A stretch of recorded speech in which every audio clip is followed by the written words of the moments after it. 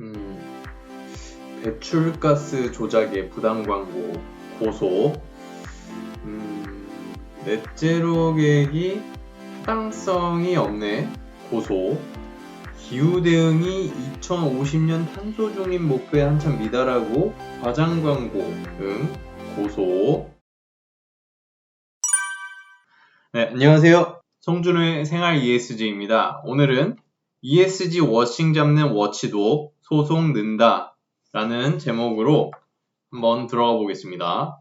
먼저 첫 번째로 이제 호주의 2위 정유사 산토스가 제소를 당했습니다. 소송을 당했는데 넷제로 계획을 문제를 삼아가지고 소송을 겪게 됐습니다. 한번 보시죠. 지난 26일 호주 주주 행동주의 시민단체인 에커가 에너지기업 산토스를 연방법원에 제소했습니다. 에커는 산토스가 2020년 연례보고서에서 천연가스로 청정에너지를 제공한다고 언급을 했는데 사실관계가 오도됐다. 그래서 2040년 넷제로 달성 계획에 의문을 제기했다. 산토스가 연례보고서 2040년 넷제로 하겠다 이렇게 계획을 냈는데 에커가 이거 이상한데? 계획이 이게 현실 가능성이 없는데? 약간 이런 얘기를 하면서 이제 녹색 목표 의혹을 제기했는데 보통 여기서 끝나죠. 끝나는데 이번에는 이 넷제로 계획 타당성을 법적으로 공식적으로 이의를 제기한 그런 첫 사례여서 되게 의미가 있습니다. 먼저 오늘 소개드린 이 제소당한 회사는 1954년도에 설립된 호주에서 두 번째로 큰 정유사고요. 호주와 아시아에 천연가스 LNG를 공급하는 것을 주 사업으로 하고 지난 7월 20일에는 3위권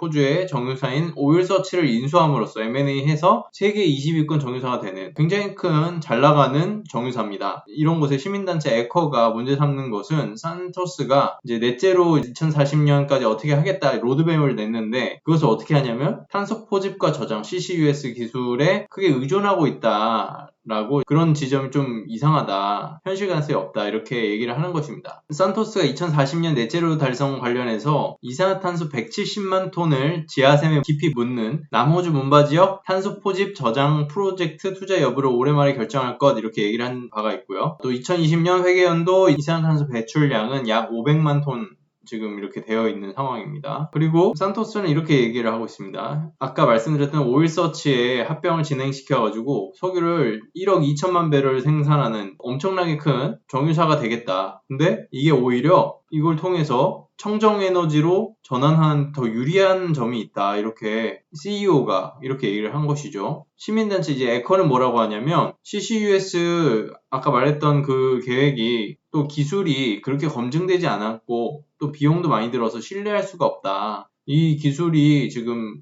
검증이 안 됐는데 이걸 주력으로 해서 한다는 게 좀 추상적이다. 이렇게 얘기를 하는 것이죠. 또 에커의 댕고처 기후환경국장이 산토스가 화석가스 추출하고 처리하는 과정에서 상당한 양의 이산화탄소와 메탄이 발생한다. 산토스는 지금 그린워싱 기술을 완벽히 익혔고 또 주주들은 산토스의 청정에너지 주장에 현혹되고 있다. 그린워싱을 하고 있다는 것이죠. 굉장히 교묘하게 하고 있다. 이렇게 지적을 하고 있습니다. 전에도 사실 최근에 독일 자산운용사 DWS도 2020년 연차 보고서에 9천억 달러 자산 중에 ESG 기준을 사용해 투자되었다는 주장에 대해 그린워싱 고발이 나와서 논란이 되고 있죠. 그 내부 고발이 있던 상황이기 때문에 자세한 사항 또 임팩트온에서 DWS 검색하시면 관련 기사가 있습니다. 여기 바로 있네요. 여기 이렇게 참고해 주시면 되겠습니다. 그래서 ESG 바람이 강하게 부는 만큼 ESG 워치 또한 늘고 있는 그런 상황입니다.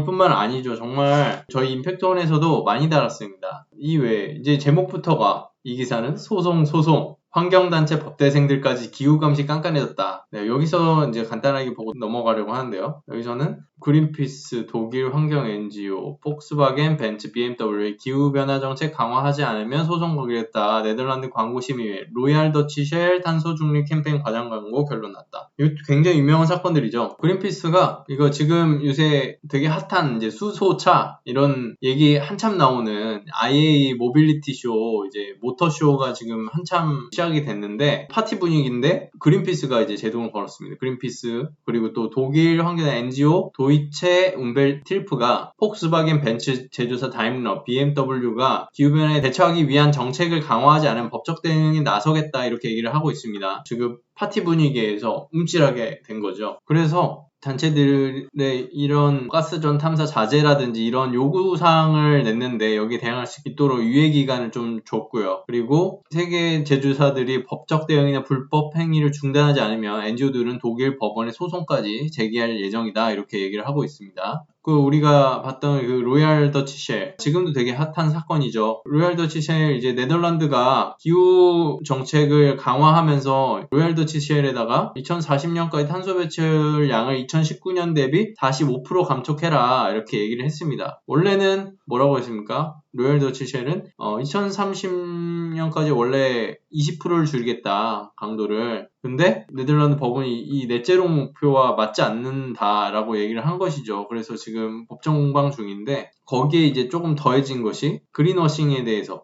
네덜란드 광고 감시 당국이 탄소 중립 캠페인 홍보를 중단해라. 왜냐면 이게 과정 광고이기 때문에 그렇다. 여기서 이제 뭐 탄소 중립 캠페인 통해서 고객들이 연료를 구매하면 1유로의 추가 금액을 지불하면 나무 심기 등 환경 프로젝트에 사용될 것이다. 이런 캠페인들 많이 보이잖아요. 이런 것들 가지고 이게 과장 광고라고 이제 요거를 또 고소를 해버린 것이죠. 이렇게 각종 이제 환경단체, 정부, 워치독들이 굉장히 많이 늘고 있고, 이제는 예전에는 이미지처럼 이렇게 선언을 하고 우리 잘해요, 이런 캠페인 해요 이렇게 하더라도 이것들을 이제 검증하고 진짜 그런지 아니면 너무 약한 건지 이런 것들을 자세히 살펴가지고 주장을 하고 이의를 제기하는 걸 넘어서 이제 소송까지 가고 있는 그런 상황이 된 것입니다. 한국에서도 공정위가 지금 아우디 크라이슬러 배출가스 조작했던 사건 아시죠? 그 저감장치 건드려가지고 보시면 배출가스 저감장치가 인증 시험 환경에서만 제대로 작동하고 평소 운행 중에는 기준 이상의 배출가스가 나온 조작 프로그램 설치해가지고 이렇게 해가지고 인증시험 통과하는데 실질적으로는 더 많이 나왔던 사건 가지고 지금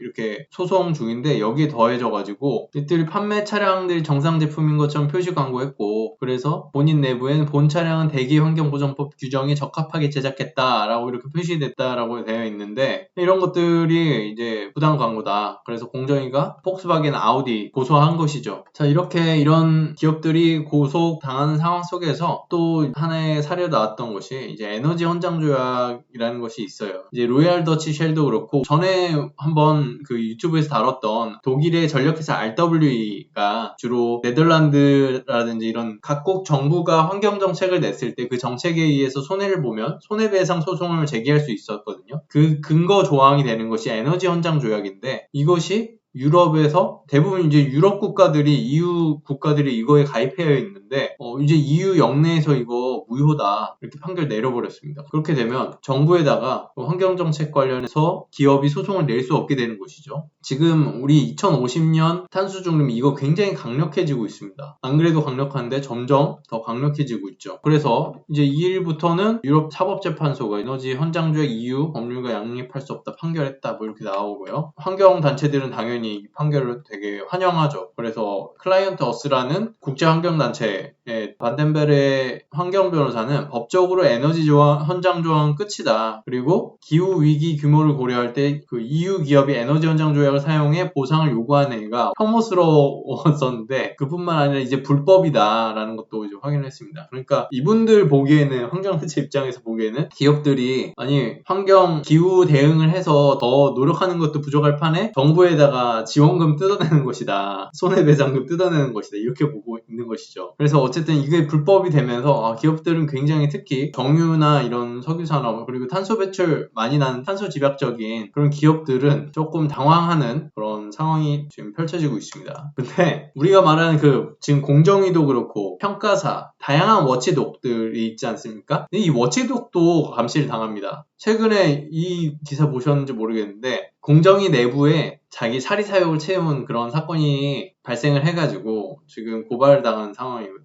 이제 3일날 서울중앙지방법원에서 공판이 열렸는데, 공정거래위원회 직원 송씨가 아시아나 자료를 지우도록 도운 후 금호와 허위 광고 컨설팅 계약을 맺고 약 1억 1천만 원을 받았다. 그렇습니다. 이렇게 이런 것들이 이제 불거져 나오면서 공정위에 대한 신뢰가 순간적으로, 아니 왜냐면 공정위가 이렇게 이런 거 발견해서 고소하고 하는 그런 워치독인데 이런 사건이 발생해버리면서 이제 비난을 받게 되는 것이죠. 또 있습니다. 그 유럽 은행들, 금융권에서 굉장히 가이드라인도 내고 기후 스트레스 테스트 같은 것도 하면서 굉장히 ESG 쪽으로 투자도 많이 하고 여러 가지 방면으로 굉장히 앞서 있고 되게 열심히 하고 있습니다. 그런데 이런 기사가 떴죠. 조세 회피처 의지하는 유럽 은행들 최저세율 해결책 대가. 이거 간단하게 말씀드리면은 지금 이 유럽의 뭐 스탠다드 차터드나 HSBC나 그리고 또 로이드 이런 주요 은행들이 16개, 17개 조세 피난처를 활용해서 세금을 낮은 곳에서 이렇게 돈을 자산을 운용을 하면서 이득을 봤다는 거죠. 조세 회피처라고 하는데 그런 곳을. 그래가지고 이 문제가 왜 문제가 되냐면 정보 공개 문제에서 좀 문제가 되는 것이죠. 그래서 이렇게 어떻게 보면 워치독이라든지 가이드라인을 내는 그런 곳들도 신뢰성, 투명성 문제가 지금 제기되고 있습니다. 그러니까 이제 뭐 평가사라든지 뭐 ESG 정보 제공하는 그런 곳들도 어느 정도 규제가 필요하다. 그런 얘기를 이제 국제증권감독기구에서도 하죠. 그러니까 어떻게 보면은 기업들을 보는 워치독들이 있고 워치독을 보는 또 다른 워치독이 있고 또 기업들도 마찬가지로 그런 뭐 공정이라든지 그런 것들을 서로 잘하고 있나 못하고 있나 서로 감시하면서 투명성을 늘려가는 그런 판국이 되어가고 있습니다. 그래서 어떻게 보면 예전에는 평가사라든지 이런 워치독이 단일하게 있어서 모두를 감시하는 판옵티콘 같은 분위기였다면 지금은 뭐 역판옵티콘, 역감시체계, 뭐 시노티콘이라고 서로가 서로를 감시하게 되는 그런 상황이 ESG 부문에 펼쳐지고 있다라고 볼 수 있을 것 같습니다. 이런 상황 속에서 사실은 어떻게 보면 그런 비판도 할 수 있겠지만 서로가 서로를 감시를 하는 그런 사회 속에서 굉장히 모략을 쓰고 정치화할 수 있고 그런 ESG를 정치화할 수 있는 그런 상황이 올 수도 있지 않을까라고 얘기를 할 수 있으나 그것을 방지하려면 보다 뭐 2050년 탄소 중립이라든지 지금 IPCC 보고서에서 기후위기가 얼마나 심각한지 얘기를 하고 있지 않습니까? 그래서 그런 우리가 합의하고 동의할 수 있는 그런 대의를 놓고 서로 감시도 감시지만 서로 체크해주면서 문제가 생기면 이런 거 문제 있어요 이렇게 얘기를 하고 어떻게 고칩시다 뭐 이런 식으로 서로 간에 협력하는 관계로 나아가면은 좀 더 긍정적인 시너지가 나지 않을까 이런 생각이 듭니다. 그리고 이런 상황 속에서 어떻게 보면 뭐 인권이나 지배 구조도 마찬가지고요. ESG가 단순히 예전에 CSR 할 때도 기업 이미지 메이킹을 한다든지 우리 이런 캠페인 해요. 우리 잘하고 있어요. 이런 홍보 수준에 머무른다면 지금 워치독들이 굉장히 세밀하게 보고 있지 않습니까? 넷째로 계획을 세웠는데 우리 이렇게 할 거예요. 했는데 그걸 검증해서 소송까지 걸지 않습니까? 그래서 이제는 더 이상 ESG가 홍보나 이미지 메이킹 수준에서 머물러서는 그린워싱, ESG 워싱으로 고소당할 수도 있다. 이런 상황이고요. 그러니까 보다 더 진정성 있게 그리고 정보 공개 잘해야 되고 피드백을 잘하고 또 특히나 이제 강조되는 내부 준수 시스템 CP 그것도 굉장히 체계적으로 만들어서 투명성과 신뢰도를 같이 쌓아가는 그런 것들이 기업과 또 워치독들에게도 같이 요구되는 상황이라고 좀 분석을 해봤습니다. 오늘 생활 ESG 여기까지 하겠습니다. 감사합니다.